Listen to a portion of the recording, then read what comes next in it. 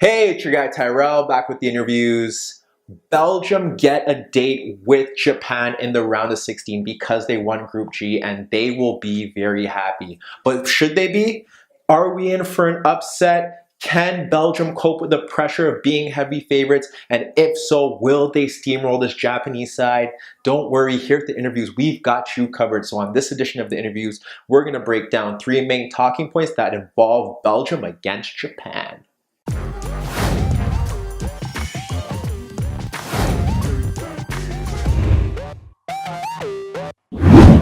Belgium, winners of Group G, courtesy of an Adnan Januzaj winner against England. Now they have a date with Japan, probably the most favorable draw of the round of 16. Belgium, though, won all three games, but do we really know how to assess them? When we think about it, they beat Panama, they beat Tunisia, two teams they should have beat, and then they rested players against England. Now, it's where it gets busy. Now we kind of see what this team is made out of. The pressure's on them. This is their golden generation. What can they do? So when we break down 3 points ahead of that Japan game, we have to look at number one. Are they ready? When you think about it, you have players like Romelu Lukaku, Eden Hazard, Kevin De Bruyne. Are they ready to take this challenge? One thing that I've said about this Belgian side is that although they've had nice young talent from the Courtois to the De Bruynes to the Lukakus to the Hazards, can they do it on the big stage? Where's the experience? Where's the leadership? It kind of reminds me of France. Who is going to grab them by the neck when their backs are against the wall and guide them to the promised land? Who is the match winner? Can Eden Hazard be less passive and dominate a game in the final third? De Bruyne is a bit too deep, and we'll get to that in a second, and that could be an issue. Can Romelu Lukaku score enough goals to push this Belgian side over the hump? And will Dries Mertens have an effect in the final third? That's the one thing.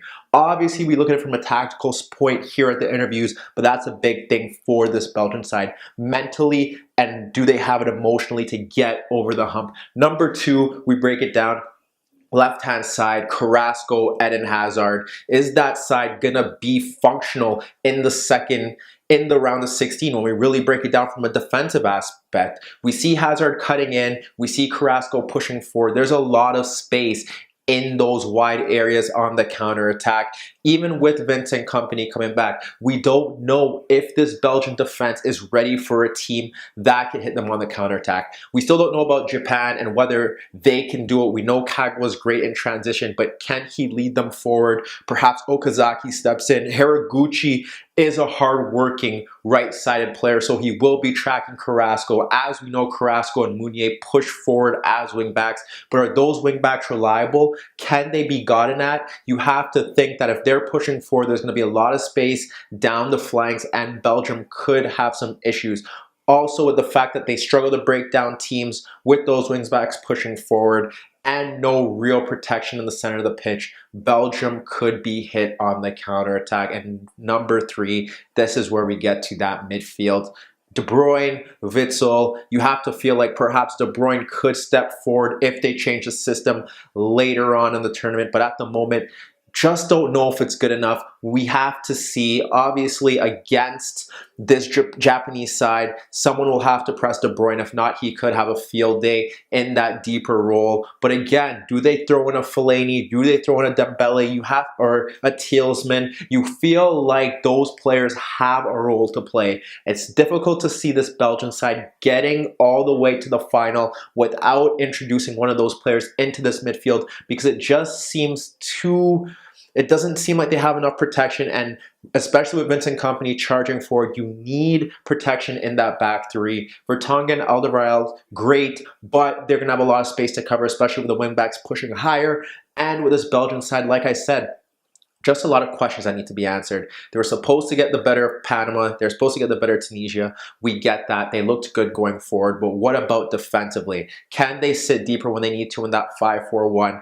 Can they soak up pressure? We know they're a great counterattacking side, but can they break down teams like Japan that are going to sit deep and look to possibly break them on the counterattack? We haven't gotten our answers yet. We know what this Belgian side's about. Mertens, Hazard drifting in, Lukaku trying to play in behind, pushing the wingbacks forward, trying to get crosses into the box, trying to have De Bruyne dictate the tempo from deep.